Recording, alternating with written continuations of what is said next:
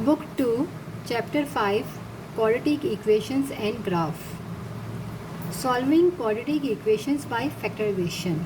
Exercise 5a. Solve each of the following equations. Question number 1. Question number 1 में यहाँ हमारे पास कुछ इक्वेशंस गिवन है जिसे हमें सॉल्व करना है, यानी कि हमें यहाँ वैल्यूज़ को फाइंड करना है। तो यहाँ हमारे पास है वेरिएबल में यहाँ पर a है, a मल्टीप्लाई हो रहा है a - 9 इक्वल 0 के। तो सबसे पहले अगर हम यहाँ देखें तो एक वैल्यू हमारी की a की जो है वो 0 आ जाएगी और दूसरी जो हमारी वैल्यू है a - 9 वो भी इक्वल 0 के होगा। तो जब -9 लेफ़्ट साइड से राइट साइड पे जाएगा तो वो +9 हो जाएगा। तो यहाँ हमारे पास a की दो वैल्यूज़ आ गई है, एक 0 आ गई है और एक 9 आई है। पार्ट बी में भी हमारे पास b मल्टीप्लाई हो रहा है b + 7 से जो इक्वल है 0 के। तो यहाँ पर भी हमारे पास एक वैल्यू b की जो आ जाएगी b इक्वल हो जाएगा 0 के, और सेकंड वैल्यू हमारी आ जाएगी b + 7 इक्वल है 0 के। तो यहाँ +7 है, तो जब राइट साइड पे जाएगा तो -7 हो जाएगा। पार्ट सी।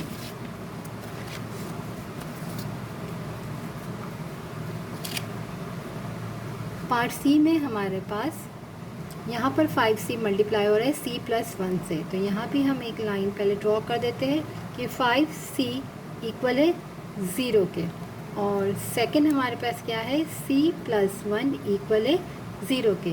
तो यहाँ पर 5 जो है c से मल्टीप्लाई हो रहा है लेफ़्ट साइड पे, जब वो राइट साइड पे आएगा तो 5 जो है यहाँ पर डिवाइड हो जाएगा, क्योंकि हमें यहाँ सॉल्व करना है, यानी कि हमें वेरिएबल की वैल्यूज़ फाइंड करनी है। तो यहाँ पर हमारे पास c है, तो यहाँ पर हम क्या करेंगे c की वैल्यू फाइंड करेंगे। तो यहाँ पर c से 5 मल्टीप्लाई हो रहा है, तो यहाँ जाके डिवाइड होगा, तो 0/5 क्या हो जाएगा हमारा 0 ही होगा।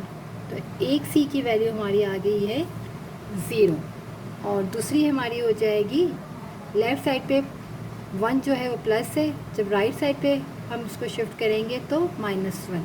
तो एक वैल्यू 0 आ गई और एक हमारी c की वैल्यू -1 आ गई। पार्ट डी में हमारे पास यहाँ भी दो वैल्यूज़ आ जाएगी। फर्स्ट में है 2d इक्वल है 0 के, और यहाँ पर है d - 6 इक्वल है 0 के।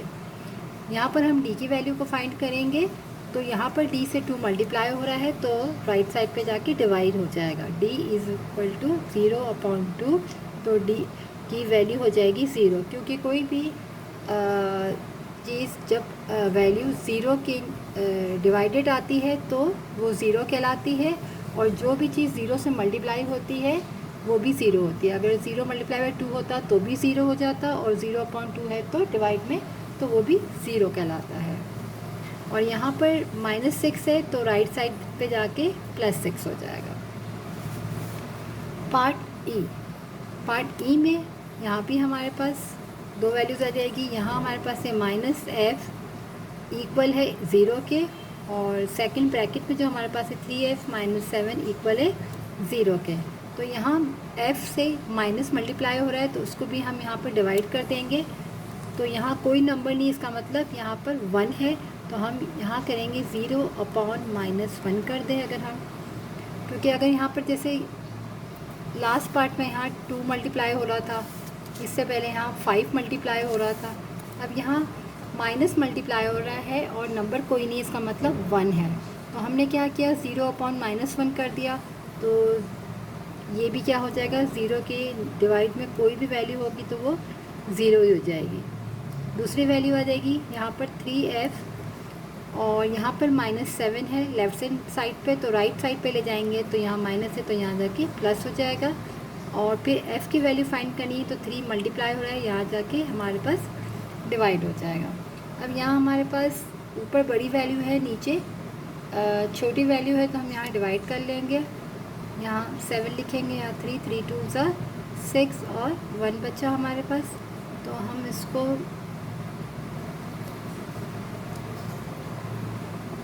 3 2 6 और 1, और हम यूँ भी लिख सकते हैं, दोनों आंसर हमारे सही। Part F.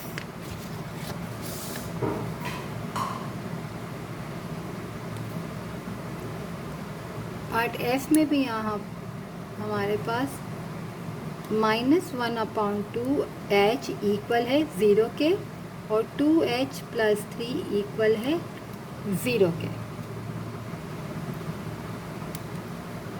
यहाँ पर जो है -1/2 h से मल्टीप्लाई हो रहा है, तो यहाँ आके इसको हम क्या करेंगे, यहाँ हम लिखेंगे h इज़ इक्वल टू 0 को हम मल्टीप्लाई कर देंगे। यहाँ पर है 1 मल्टीप्लाई में है और 2 डिवाइड में है, तो जो चीज़ डिवाइड में होती है वो यहाँ आके मल्टीप्लाई हो जाएगी और जो मल्टीप्लाई में है वो डिवाइड में हो जाएगा।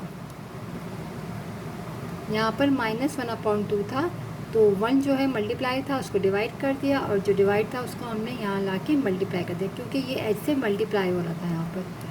अब h की वैल्यू हमारी यहाँ पर भी 0 हो जाएगी, क्योंकि 0 से कोई भी चीज़ मल्टीप्लाई होगी तो वो 0 ही बनेगी।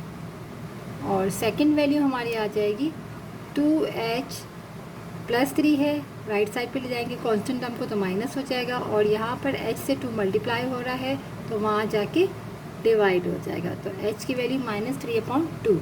यहाँ पर भी ऊपर बड़ी वैल्यू है, नीचे छोटी है, तो हम इसको डिवाइड कर लेंगे, तो 2 1 2 और हमारे पास 1 बचा, तो h की वैल्यू हमारे पास आ गई 2 1 2 माइनस और